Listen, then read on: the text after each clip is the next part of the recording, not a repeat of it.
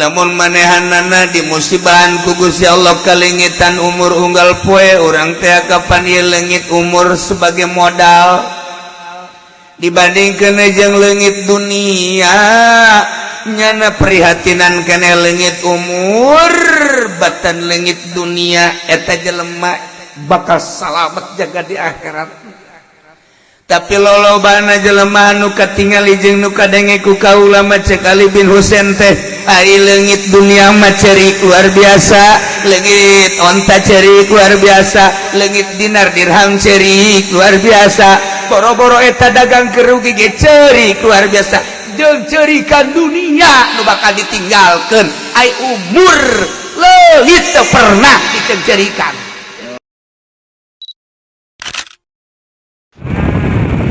Aya hiji jelema datang ka Ali bin Husain. Nah, Husain punya anak ngaranna Ali. Oh.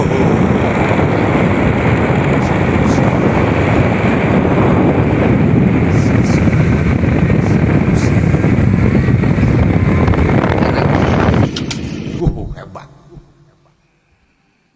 Datang tamu ke Ali Sayyidina Ali. Assalamualaikum. Waalaikumsalam. Tadi aya naon cek ngomong Sunda cek erat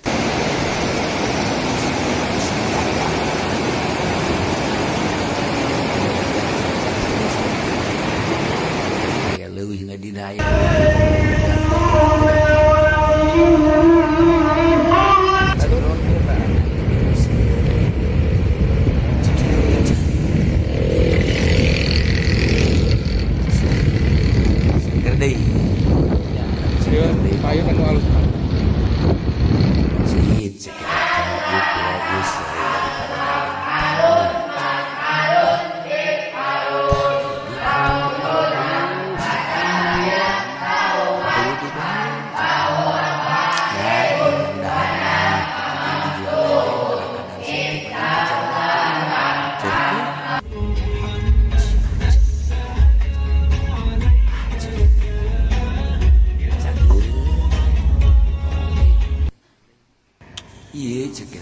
boga onta sababaraha kadang-kadang disewakeun ku batur teh lambat balik inghak-inghakan geus beres sekarang cek Ali bin Husain teh lamun aya jelema kamusibahan dibere musibah teh ulah-ulahna naon tilu musibah nu cek Kangjeng Nabi cek aki hiji bae dijadikeun hitungan dijadikeun itibar salamet bakal di antara tilu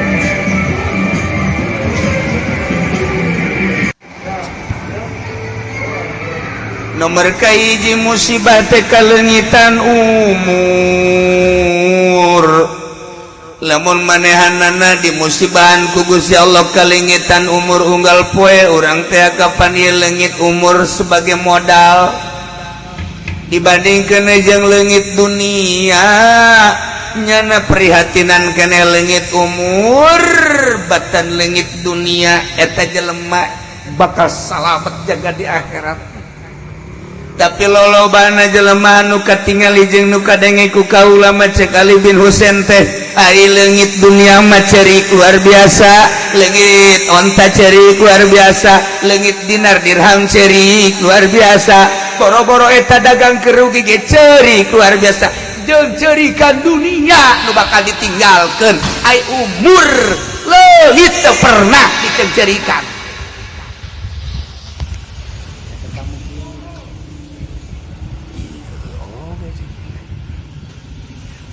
Tah lamun urang geus kaleungitan kamusibahan umur dikurangan ku Gusti Allah leungit mun urang boga jatah 50 ku ari teh keur geus umur 40 tinggal 10 deui lamun urang umur teh 60 ku ari 50 11 bulan 28 poe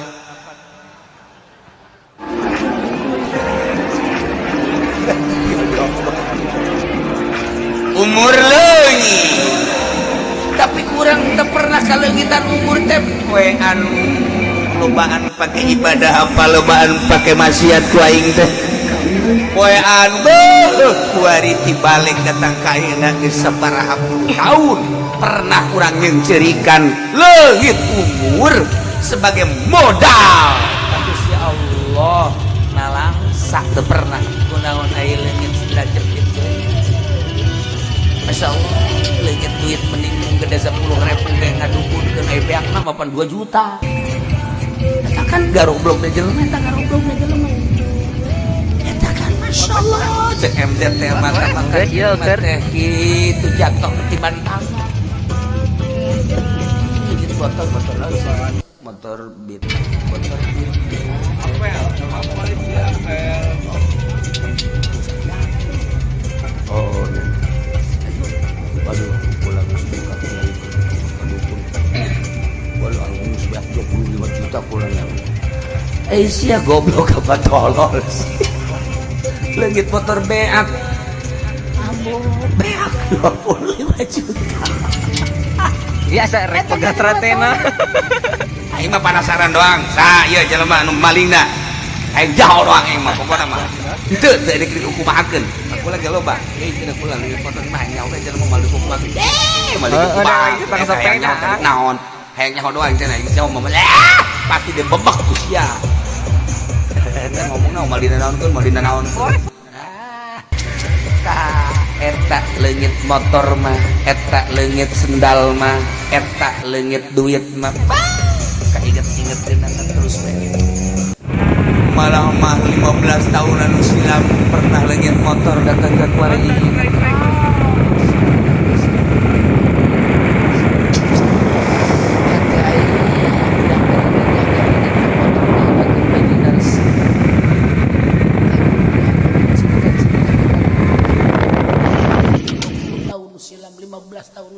masih kainget-inget tapi umur leungit musibah leungit dunia terus bae ditaliti musibah leungit umur mah tadi pirale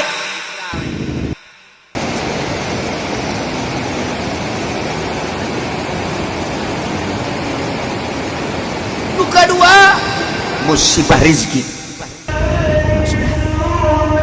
musibah rizki teh kapan geus cacatanana rizki urang teh di Lauhil Mahfuz teh poe ieu poe isuk dan selanjutnya datang ka maut ketika geus beak rizki urang pae lamun aya keneh mari cija maulah ka pakuajeun teh beuing adag-adagan ge nu jadi masalah musibah dagang musibah usaha lamun manehanana usahana nu penting mah meraih dunia keuntungan sebanyak-banyaknya tidak ada perhitungan halal atau haram tak iya kamu sibahan rizki model kos itu tuh pernah ditapakuran dijadikan itibar padahal lamun dagang lamun tani mun usaha manehana make perjalanan nu halal usahana baik diganjar komo hasilna aju dimikeun ka anak pamajikan disodakohkeun disabaraha lipat timimiti berangkat dagang na ganjara kemudian hasilnya ganjaran kemudian dibikin ke anak incu ganjaran disodakohkan ke fakir miskin ganjaran dibangunkan ke majelis taklim ke masjid ganjaran tak teringet kadinya lamun halal jadi ganjaran tapi lamun haram disodakohkan terjadi ganjaran didar bakal jadi laknat di Gusti Allah musibah pada kos kitu kurang tilok dipikir laporan anak ngan sakadar leungit ieu leungit itu kurang ieu kurang itu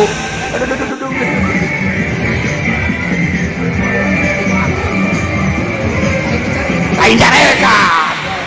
urusan anak ini lain jam siang engke yang tahun 2019 lebar banu kos kitu tahun 2019 di mana itu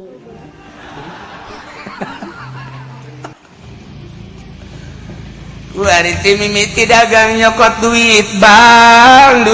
teh kapan geus jelas-jelas riba belah ditunda kapan katibuhu wa syahiduhu kabeh juru tulisna saksina pelakuna geus jelas kabeh eta teh neraka kabeh mari mayoritas teu bisa bang ternama bang anu keliling disebut bang nama nyarahol kabeh tarolol goblok sia dasar pemain bang kabeh ya Allah ya Rabbi kunaon lain dedem tolol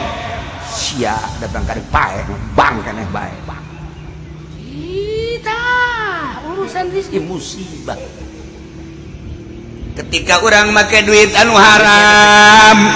nyokot lagi geus neraka ngagolangkeun lagi ka neraka hasil lagi kan jadi neraka ketika kurang dibikeun hasilna ka anak pamajikan neraka sarua bae tabla ditula disodaqokeun emang bakal jadi sodaqah haram haram bae wah jadi sodaqah tah musibah eta teu pernah cek alih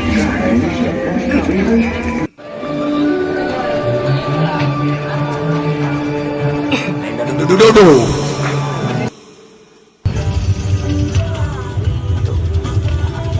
wal kebal teh hirup teh make jeung asal teh moh kumaha carana ieu hayang kebeli motor teu bisa beli motor teh kredit ya ieu kredit dua harga satu benda dua akad ieu nu bahaya ge kredit khusus kredit alah kontan jeung kredit akur harga alah iya satu benda dua akad beda harga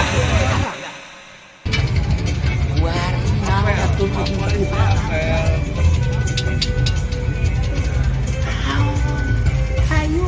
ngaji mah terus bae ngaji lagi asup teh kaburu paes ya dikirahan ngeureunnan ngridit sia tah Ali bin Husain musibah manehanana ieu teu pernah ditolerir musibah